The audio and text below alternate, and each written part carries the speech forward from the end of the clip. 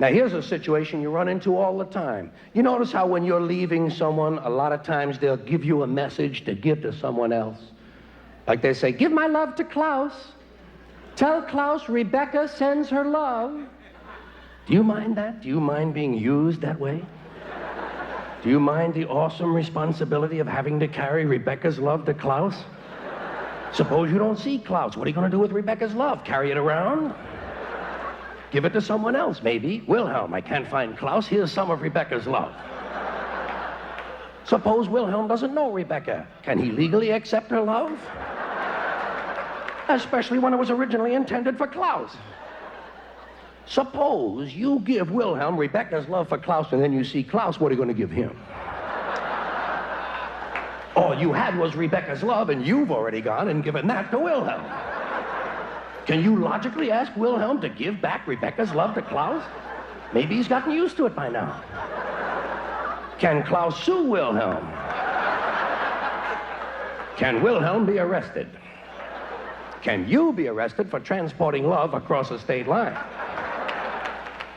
All right, just for the sake of argument, let's leave Wilhelm out of this altogether. Suppose Rebecca gives you her love to give to Klaus, and you do see Klaus. What form should the love take? Can you risk giving Klaus a tongue kiss?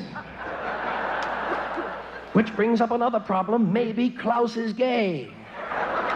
Klaus doesn't want Rebecca's love. Klaus wants Wilhelm's love. If Klaus tells you to give his love to Wilhelm, say, bullshit, Klaus. You give your own love to Wilhelm. I'm going to find Rebecca. One final little portion of this. Sometimes people want you to take a hug and a kiss to someone for them.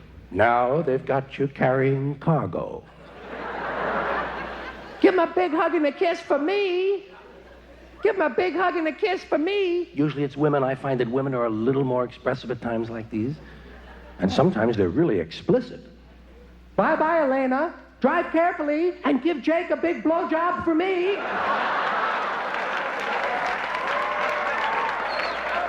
Well, why don't you get Klaus to take care of that for you? Well, no matter how we say hello, it's nice to say hello to you. Hello, George! Hello, my friend. Also, I'd like to welcome a few groups that we have here in the audience tonight. Perhaps you'd let us know where you're sitting. The Child Pornographers Association.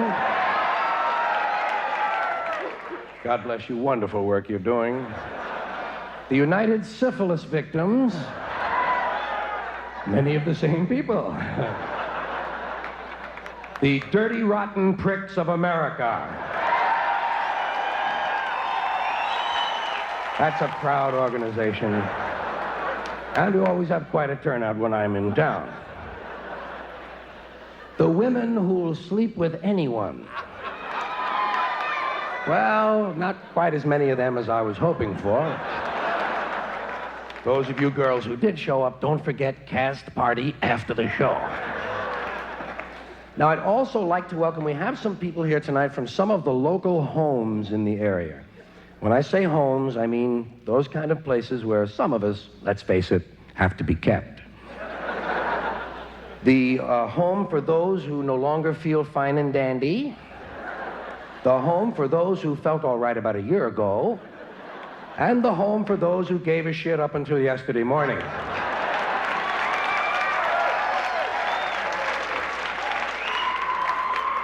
And apparently we also have some people here tonight from the Center for the Visually Unpleasant. Try not to look directly at those people, unless you're equipped with the special safety glasses. Now, the only reason I mention those groups, is because those are a few of the charities that I've been working for lately. I like to mention the charities I'm interested in right here at the beginning of the show. As you know, a lot of entertainers, a lot of people in show business, they want you to know the good works they're doing.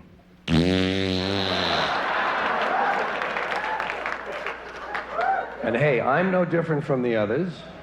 But unfortunately for me, most of the really big charitable organizations are already spoken for. In fact, between Danny Thomas and Jerry Lewis, about 80% of the things that make you limp or tremble are taken. What it amounts to is that most of the really neat diseases are gone. So I'm forced to deal with some of these smaller organizations, such as the Salvation Navy. That's a good outfit. It's hard to get people to join, though nobody really wants to sit in a rowboat with a bass drum in his lap.